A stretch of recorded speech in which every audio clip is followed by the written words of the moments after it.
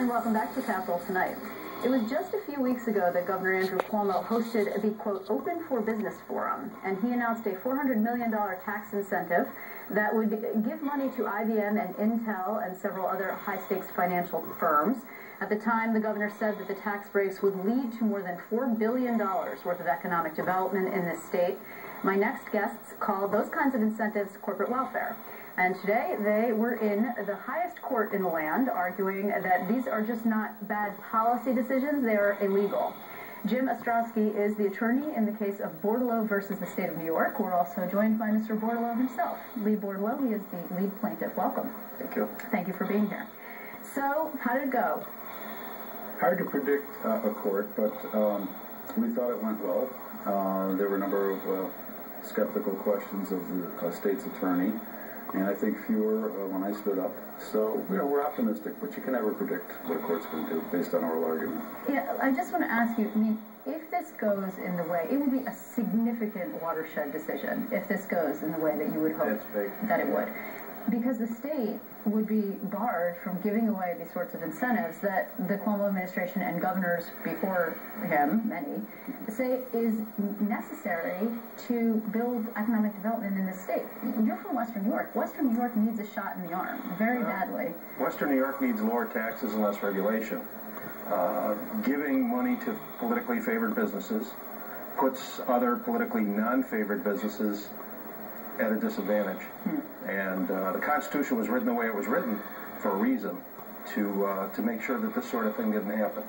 And so in 1969, the state invented the Greater Development Association, or the UDC.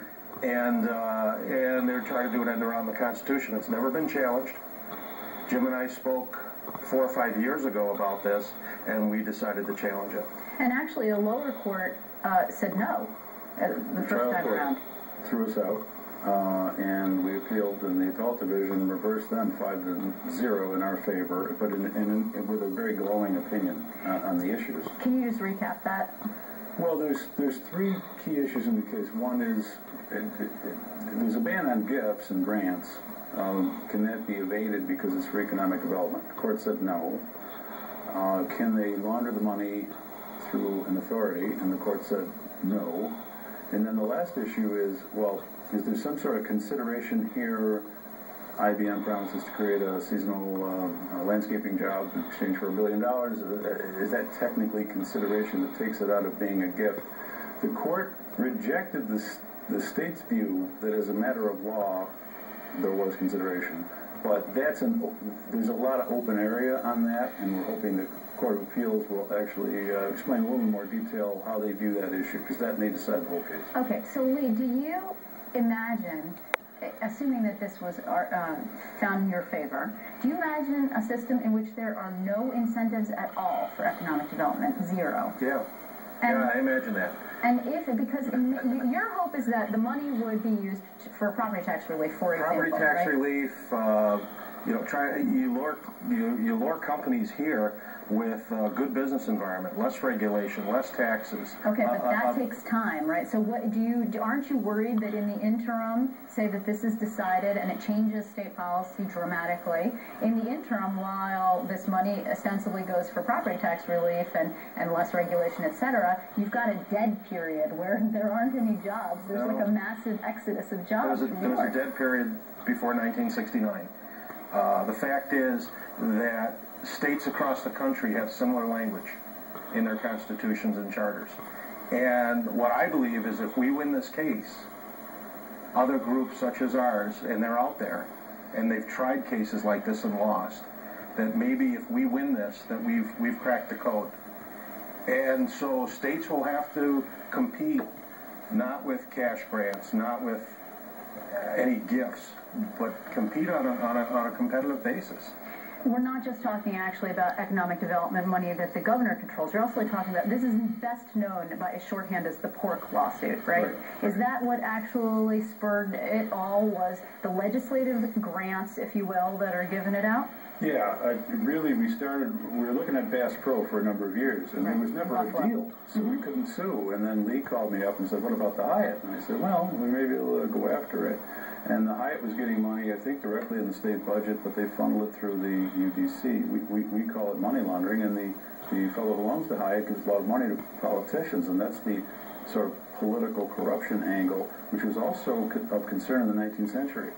So it's the same story, a different century. But our main concern is the cash grants, and we'd like that money funneled back to the taxpayer. For example, the gas tax, which really does hurt upstate New York, the tourist industry, the restaurant industry. In Buffalo, it's kind of a form of entertainment in the winter, and that would stimulate the economy immediately. So we believe that these policies have failed, and that lower taxes, as I explained to the court today, they said, well, what's the problem with New York? I said, well, our taxes are so much higher than Ohio and Pennsylvania, which are direct competitors, not China or North Carolina. We can't compete with Ohio and Pennsylvania because our cost of government is so much higher.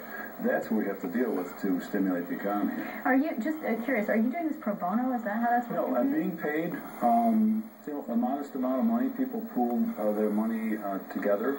Because you're not alone in this, Lee. There are some. No. Yeah, the 50 people pitched in, and we had a small fundraiser, and occasionally checks come in. Because there's a possibility that if, in fact, you turn this policy on its ear, that you would go to other states and teach them sort of how to do this. The other people who wanted to challenge this policy of giving out incentives. Well, we want to go after the IDAs next. But we're not going to do that until we win here. We're also going to go after the local governments because there's an analogous provision. If we win here, we'll pretty much be certain we'll defeat the local governments doing the same thing, because the language in the clauses are virtually identical. And specifically, the language says no gifts. That's specifically what you're talking about here? The absolute wording is the money of the state shall not be given to, loaned to, or in aid of any private corporation, organization, or undertaking. Right. And it pretty much precludes them from giving my money and your money and Jim's money to somebody else. And Milton Friedman coined the phrase, the benefit of the few at the expense of the many. And the few favored doesn't hold water.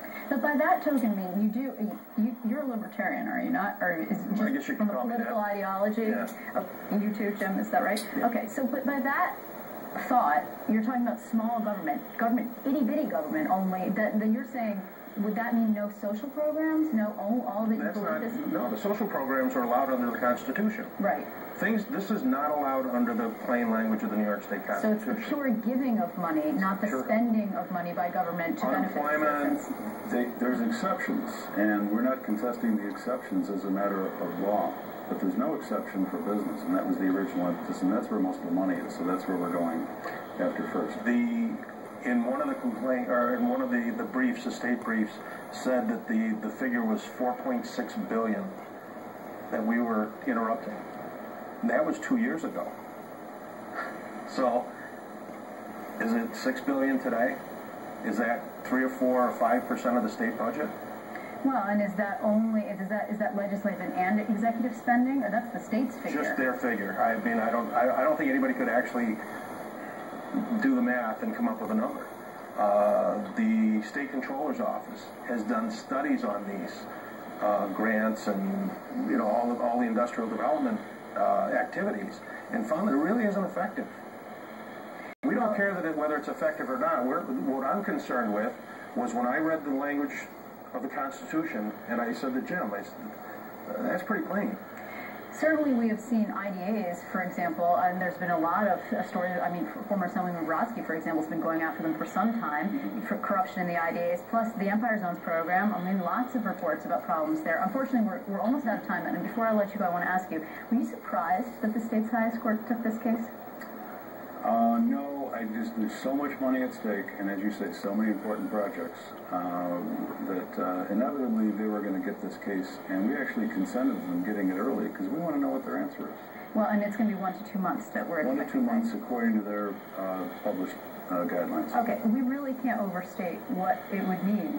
It would be a dramatic shift in state policy if you win. So it's going to be positive in our view. Indeed. For the economy. Not in the state's view, but in your view, yes. So Jim Ostrowski, I want to thank you very much. Thanks. Lee Bordeleau, thank you very much for being with us. I appreciate it.